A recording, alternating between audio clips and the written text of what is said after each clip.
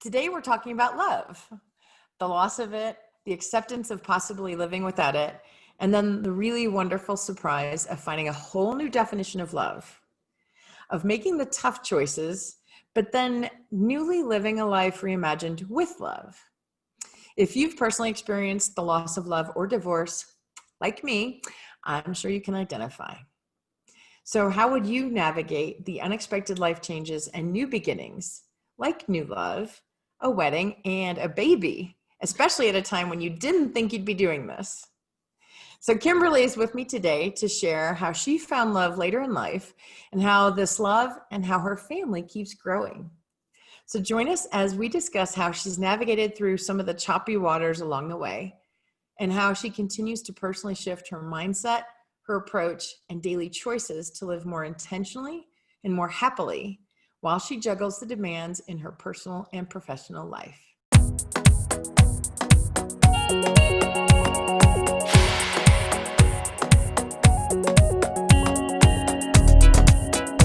Okay, so when you think of weddings and babies, it definitely brings a smile to your face and warms your heart. But there can also be unexpected challenges and detours when it happens at a time that may be different than you had planned, like when you're not 25 anymore. So what would you need to do to shift and refocus the other facets of your life to ensure you're fully embracing and fully experiencing all the wonderful emotions and feelings that come with these blessings? So I want to welcome in Kimberly today, who she is going to share how she's in the middle of life experiences she did not plan for at this time, and how, in addition to being unique and unexpected life detour, she is realizing benefits and wonderful good changes in her life she never saw coming. So let me introduce her first properly. So Kimberly DeShields-Spencer is the award-winning founder and CEO of Impact and So Reap Harvest, a best-selling author, a Forbes contributor, a philanthropist, a podcast host, and a highly sought-after marketing and branding consultant. So we met through a mutual friend at a key and pivotal point in my life. And Kimberly and her team have helped me publish my first book, contribute on my second, and is a piece of my third book coming out soon, a compilation, and we're going to get to it in a bit. But today, though, Kimberly is going to share a more personal side of her life. So I'm going to let her walk us through. So welcome, Kimberly. Thank you for having me. I'm excited to be here. I'm really excited to have you. I mean, so first of all, for anybody listening, Kimberly and I get to talk all the time, and I am always the beneficiary of her wisdom and insight on a marketing perspective and a publishing side. But it's also been wonderful to get to know her and see how in the last year and a half, her life has changed so lovely. So I'm going to now turn it over to you, Kimberly, and share more about how, you know, like myself, you went through divorce, which is really challenging, takes years and so much emotional pain to get through. But talk about how you made that decision, kind of what helped you get through that, and then how it opened up this new life path and new definition of love that you never saw coming. You know, it's funny, my story probably begins a little bit differently than, well, maybe not so differently, maybe from some, but I'll first put a disclaimer that, you know, I have nothing negative about my ex. You know, things happen, unfortunately, it's just how it is. But I met him at a time when I was in my late 20s, and it was in that season where everybody around you is getting married, everyone's having babies. I was a constant third wheel, you know, it was like they're all coupled up and like, Kim, come along. And so eventually you kind of start feeling like maybe I need someone. And so when I met him, you know, we had a great connection and, you know, we were good friends. And I think, you know, in that time, when you're feeling the urge that I'm getting late, or I'm older, maybe it's about time for me to start having kids and all of that, I made a quick decision in that moment. And here's the funny thing about it, and he would say the same.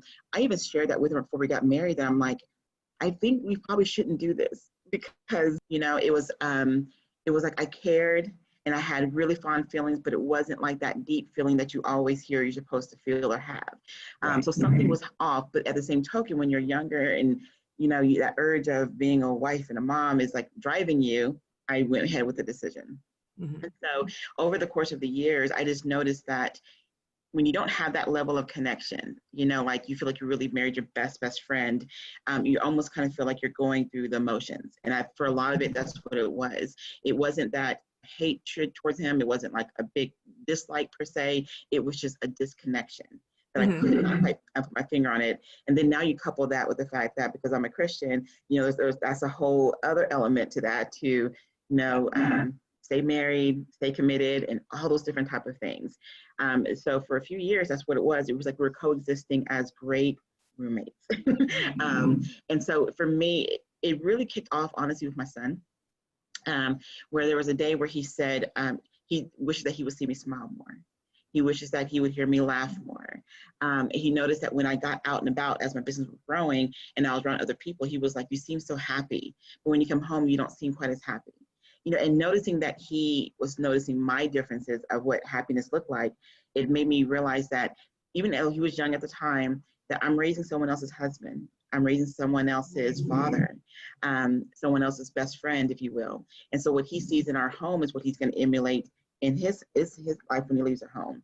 And it really started sitting with me, like, what example am I really showing him about marriage and love and connection and being best friends and all those different kind of elements. And so it just kind of sat with me and sat with me more and more. And then I came to the realization that I wanted more. And that it was okay for me to say that. And that's really hard for women, especially because sometimes you feel like the divorce has got to be so awful, or I'm sorry, the marriage has to be so awful that it's almost really difficult to say, well, this isn't quite it. Yeah. And the thing is too, I realized I was communicating that throughout the years. And, you know, just with the personality of the other, it was more of like, oh, we'll get through it. Don't worry about it. And it was like, okay, but you know that you're not getting through it. Something just amiss. And so I had gone through cancer. I had gone through different situations throughout my life. And, you know, it was just that pivotal moment where I realized I don't have a promise tomorrow. I don't have a promise this, that, or the other. I had to confront a lot of fears, Wendy, of, am I going to be single for the rest of my life? And if I am, what does that really look like? What does that mean? I had to really tackle, what are people around me going to think? Because they see me in one particular way. And they have this image of me, not so much that I'm trying to put that image out there, but sometimes people craft one of you. And so it's like, okay, so now if I say this, is this going to cause an effect? It was all these different things. And I realized, more importantly, it sounds kind of backwards, my mental torment behind making the decision had nothing to do with leaving the situation, if that makes sense. It had everything to do with other people's perceptions. What are they going to think? Am I going to find love again? It was like all these other things. And I realized, oh my God, it's not about losing this person. And that was huge for me. It meant that I could leave. And so when I made the decision. And that's not something that you come to in a week or two. That's a long process. It is. I mean, even like I said, over time, the disconnection started, and I tried, and I could say he did to you at moments, but you know, it's almost kind of like a square peg. And they said, you know, it was a square peg on a whatever. It's hard to fit. It just was not there. And so my thing is that I was existing and not living. And I really, really wanted to live. Especially when you go through so much, even just medically, you realize you want to live. And then of course, in Christian is added the cherry on top, you know, saying that, it was like, I don't want him to think this was normal. Because I wasn't raised in a home that way. I was raised with laughter and fun and parents who've been together as of now 60 something years, you know, so I knew what love looked like. So when I made that decision, again, may sound kind of bad to say, it was the most peaceful day that I've had in a long time. Like when I walked out, I remember thinking a huge weight just lifted. And it was like, I found me again. And it was okay to make this decision. And of course, when I shared it, everyone was a million times supportive, because we were like, yes, we want this decision for you because we want you to be happy. It was no really hard backlash. It wasn't what I thought in my head that it was going to be. It wasn't it. Yep. But that happens to so many of us. And I am in a similar way, felt that way when I was divorcing as well. I went through the mental torment for a long time. And you have a persona. You're concerned about others. You were a mom, you're a Christian, you know, all these things that you wrestle with. And then later, once you get through all that, you realize not that it's all in your head, Right, but it's right. all in, but these are roadblocks that you more quickly could have dealt with, but Yeah. but there is that process you have to go through. So Yeah. I was similar in the way that when I made the decision, it was like, Yeah. Yeah. And, and then Christian even had that same reaction. I remember the first morning when how my old ex was he at left, that time? he was, 9, 10. Okay. Going into 10. And I remember he cried that morning and I thought, oh my God, like, it was like, what did I just do? And so his first thing was, it feels better in the house. And so of course that hit my gut because I'm thinking, well, what kind of, environment was I creating for him? Right. But he was so happy with the change. He doesn't probably like the back and forth as much, but he was happy with the change. And that's when I really knew I made the right decision for me. Yeah. Okay, so that took a lot to navigate and Yes. kind of get through. Yeah. And so then all of a sudden some other doors started opening for you. Yeah. So talk more about that. Okay, so now you mean for like my husband now? Yeah. Or do you mean, okay. Oh, wow. Now here's the funny thing. He was in our life for years before any of this happened. At the time, he was a barber. So he was cutting Christian's hair. So our only interaction was, hi. I sat, read my book, him and Christian would connect. Yeah. They would do the Rubik's Cube. They were doing all kinds of discussions. And then I would pay and leave. That was our existence for like the first couple of years. That was it. And so it wasn't until he was going through something at the time, and he knew I was a Christian. We ended up talking about it, and I got a chance to know him a little bit. But still, fast forward, Christian always really connected to him and really liked him. And I remember he one time had a dream, even when I was still in my situation, that Mom, one day I think he's going to be my stepdad. And I was like, who? Because he was younger than me. And I'm like, I don't really know him that well. And I'm like, and we're still married. So wasn't really understanding that dream at all. And I was like, nah, I don't think that was a dream. But it was funny because that was way before we ever even connected in that way. So once I, got out of divorce and what have you, it was weird because when I saw him again, we talked, connected, and had lunch, and then all of a sudden it was almost like it felt so natural. And it was that thing that little ticker thing that you realize, is this what people are talking about? Because it was an instant chemistry. But it wasn't built around like lust and, oh my God. And, because of course I think he's attractive and, and all of that good stuff, but it wasn't based on that. It was just something about the ease of conversation, the ease of feeling like I'm in my own skin, the ease that I don't have to put on airs or do anything different. And so that felt really good to be in my own skin and be able to build. And then we kind of fast tracked. I mean, we just kind of connected beautifully, and we met each other's families, and it's like everything seemed to line up perfectly. It was good. And then, of course, I had to laugh because Christian was like, I had the dream, And I'm like, well, right. I didn't have that dream. But I like how everything unfolded, because at first I thought it was maybe too quick, because we didn't get married until maybe, I don't know, sometime after my divorce, if you will. But it was still in maybe today's norm, you should wait 3 or 4 years and, all of that. Well, we didn't do that. So we got married. And then in the process of getting married, we also realized we were having a baby. So that was another big whoa, okay. Wow. And yes, fast and furious all of a sudden. It really was. It was like all at one time. And so here I am. At that time, I was 42, and he is 5 years younger than me. So that was also a big adjustment too in all of this. Because, I didn't have a list going into this. I didn't have a checklist of the kind of person I needed per se. I just knew that God would bring it if it was meant for me to be with someone. I had already accepted that if it didn't happen, I was good with my life. Who doesn't want love? I mean, we know that, but I also wanted to make sure I was good with him and really happy with me. So that way I know I can be much more happier in another situation. So when I experienced that and I met him, I felt like I was a whole person meeting a whole person, so it connected in a really beautiful way. And then of course, now we realized we were having a baby.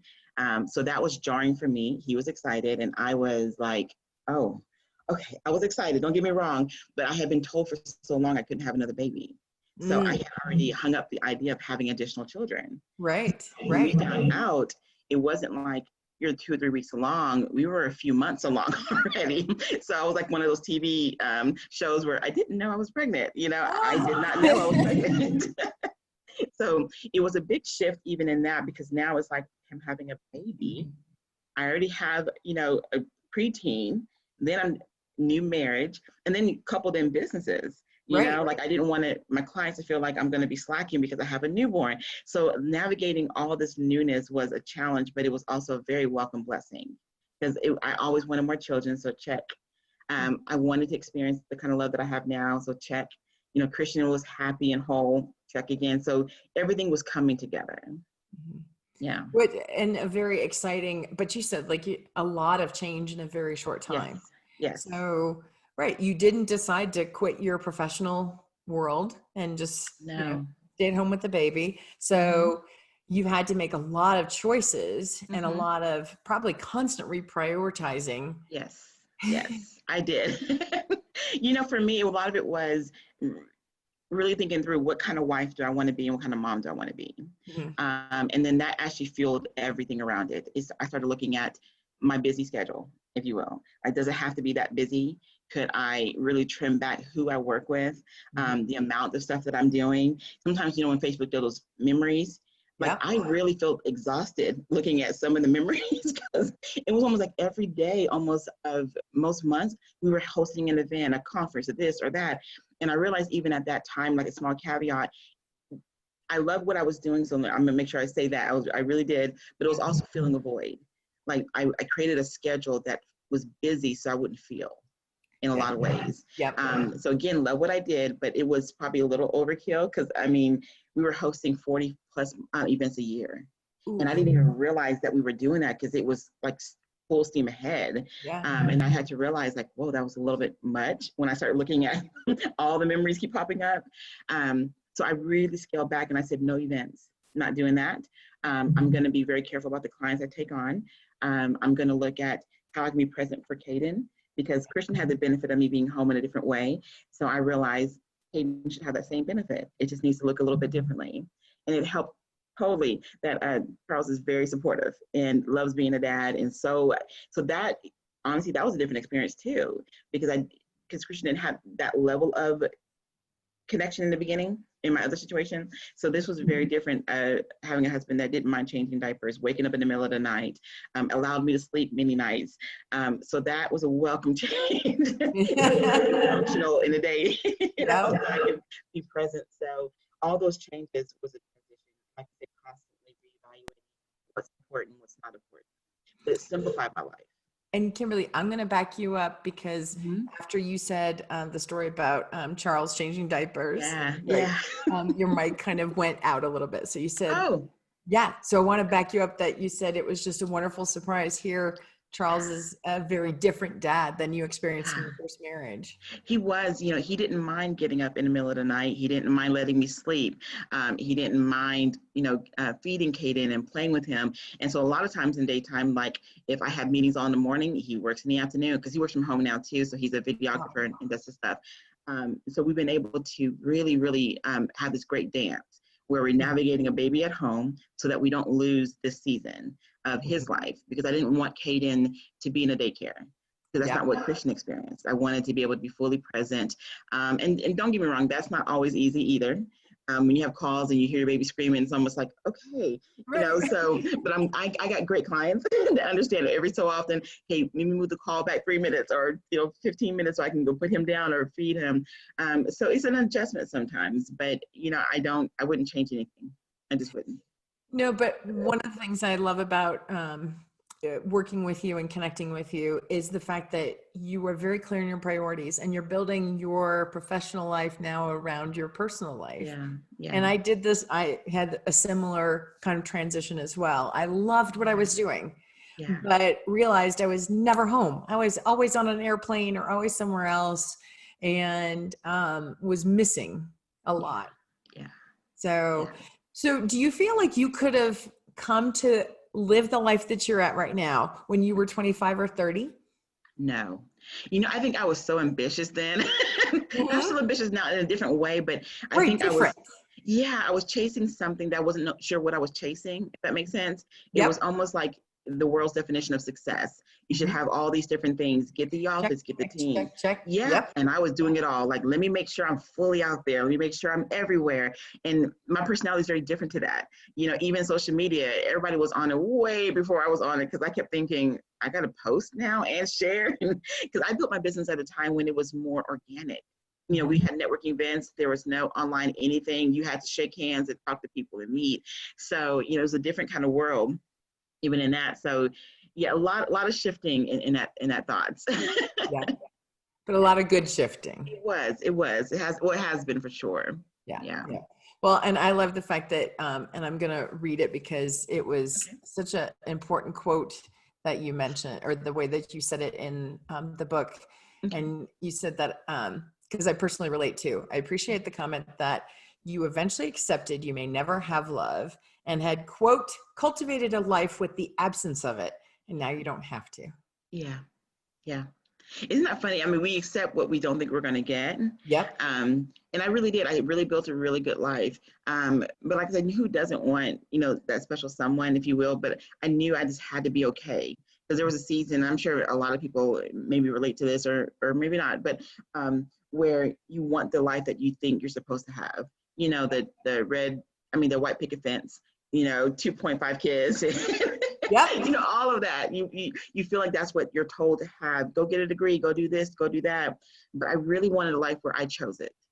Yep. And so in this case, I chose to walk away. And I was married for 14 years, you know, so it wasn't, you know, 2-3 years. And I stayed in for a while. But I walked into something that I literally feel like it was a life I chose and a life that I'm very blessed with. And more. Much more. Yeah. I feel happy, and I understand better now when it means peace in your home and what it really means to love. And it's not like all like roses and flowers, if you will. It's really living life together and really tackling things. And I hadn't experienced that before. So I almost feel like I told my mom, I almost feel like a newlywed, like newly married, because we're working on compromise. We're working on understanding each other and our differences, but in a healthier way. You know, in a much healthier way. So it's been a great newness even of that, because it's challenging things in me that I hadn't had to work through before. So that's been nice. Yeah. Okay. So, you know, you also talk in the book about some insights or recommendations. And one of those was to kind of unplug and get away a little bit. So just share really quickly your perspective about how that is a key piece of your success and managing all the newness that you're going through. You know, people used to laugh at me about that because I was notorious and still am. Every quarter I will take a week and go somewhere to write, create, and just be alone. Because I knew I couldn't be a good wife or mom if I did not unplug for me. And I realized because I'm very introverted by nature. I'm not necessarily an extroverted kind of personality. So I know that I needed that time to kind of just get my thoughts together. So when I made the decision inwardly to, you know, leave the marriage, I went to San Diego for a number of weeks, and I sat on the beach almost every other day, and I wrote, I prayed, I kind of sorted through my thoughts, and I just unplugged. A Christian went to go stay with my family, and I just needed to be with Kim. I needed to be clear with my thoughts, clear with my next steps, and really think things through. And I've learned unplugging for me is that. It is not being so tied into social media. It isn't being so plugged in all these different places. Like for me, it just works to do that. And I know not everyone can take weeks off per se, but even business of having a new baby, I still find ways to unplug. And for me, that might be spending a half a day and going somewhere and telling the family, okay, there's food. Everything will be well, unless someone is like dying, please don't call, kind of thing. But you know, you find ways to still like capture moments of unplugging. So that way you can just really be clear with yourself and just refuel yourself. And I learned for me, I have to stay fueled up, especially when you're giving so much out. You got to stay fueled up. Yep. And your personal, and the clarity that comes from unplugging and making sure that you're still proceeding down the path you really want to, and the life you want to create. Exactly. And I feel like that doing all that helped me do that. Really good. Well, I've really enjoyed not only working with you professionally, but getting to know you more personally and seeing a little bit more about how these choices. And I remember at least twice since I've known you where you've said, yep, I had to get away. I'm just going to unplug and I get things done. Yep. Yeah. So it's been I nice to need actually that. see you, see that part of you as Yeah. well. Yeah. Thank you. Yeah. I need that. Okay, so now, so when you unplug, let's go back to, since one of the things I like to end on a fun note, something totally Mm-hmm. different. Since we were raised in the 80s and 90s when television was like brand new, I mean, Yeah. you had more than 3 channels all of a sudden. And so whether it's television or music or a movie, something that was a key influence for you growing up that either like light bulbs went off or something that was culturally significant for you in your youth. Oh my gosh. Oh my gosh. Um, for me, I think what was always key for me is just the intentionality of my family, like get-togethers, like family dinners. Mm-hmm. That almost seems archaic at this age. And Right. I still do it now. I've implemented that now in our own family. Like we would sit around, no TV. Mm-hmm. Of course, there was no cell phones at that time, but it was like no answering of the coil phones, all those kind of things. But it was like watching a good TV show. And sometimes it was Alf, sometimes it was, I don't know, something like a game show, something silly or fun. But those are like really pivotal times for me because it reminded me of what I do now, like unplugging. Except this time it was just like as a family, we were disconnecting from the world, if you will, Yeah. and talking and laughing and sharing. And I think it's probably why even to this day it's been such a lasting impression that I love conversation. I love getting to know someone. I don't like to work with someone and feel like it's only like a transaction. That to me is not how I like to do things. And I realized a lot of that was my base from back in the day, just doing things very simply and connecting more intentionally. Yeah.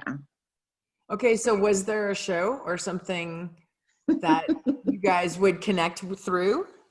Yeah, Cosby Show was our show. People Cosby used to Show. always joke that my dad was Bill at the Yep. time because he makes jokes. He has no filter, none at all. He just says whatever, and people laugh and they love it. And I'm always like, oh my God, like, did you really say that out your head? My mom was always calm. It's just more of like this chill. It's like whenever we see them, it's like we found ourselves, my sister and I and our family in that family at the time. It was fun. And then the other show, crazy as it was Alf. Oh my gosh. I love that show. And nobody's brought that one up yet. I loved that show. That was hilarious. Love Alf. I know. I had an Elf coffee mug even. I loved it. Yeah, it was something about that little character because he was funny, he was lively, and a lot of times he just brought about laughter. The Yeah. crazy family antics and things that he would get into. We would watch and just have fun watching that. Oh my gosh. I'm so glad you brought up Alf because I haven't thought about that one in a while. And that's hilarious. I know, so I love Al. So And I love the Cosby Show too. And, because again, I didn't know a mom growing up at that time who was a divorce or who was an attorney. yeah, I don't even know what kind of attorney. But, it was a great family and they were all, it wasn't all fights and everything. They were exactly really there for each other. So I love that exactly. So it was fun. Oh, very cool. Well, I love the fact I have an Elf reference again today. Awesome. Yes. Awesome. All right. So I'm going to also share that Kimberly and I are part of this collaborative that's launching. Actually, the collaborative is already really launched, but our book is yet to be released. It's coming very soon. Yes. So Kimberly and I, you'll get to read more of her story. So Kimberly and I join 8 other amazing women who have shared their insights on how they've survived their own life's detours or challenges and kind of what were the keys that they used and relied upon to navigate those waters and how it's made them truly more resilient and more happy today. And that's, I think, the part that's really exciting to see about all these stories woven together is that even though it was tough at the time, like divorce, right? That we've all come through in a way now that, wow, it's brought so many unexpected blessings and revealed so many personal strengths maybe we didn't even realize we had. Exactly. Yeah. I agree with you. So go to the website, DestinationUwendy.com. I'm going to have links also to Kimberly's information so you can find out more about U Impact Publishing and So Reap Harvest, which is really cool because it's really taking off. Yeah. And hopefully you can check out our website for more resources and materials to help you if you're in the middle of a life interruption or transition.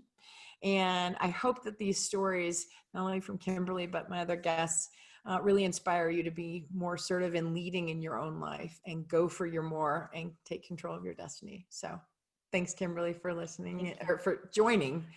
Thanks everybody for listening. Yeah, thank you.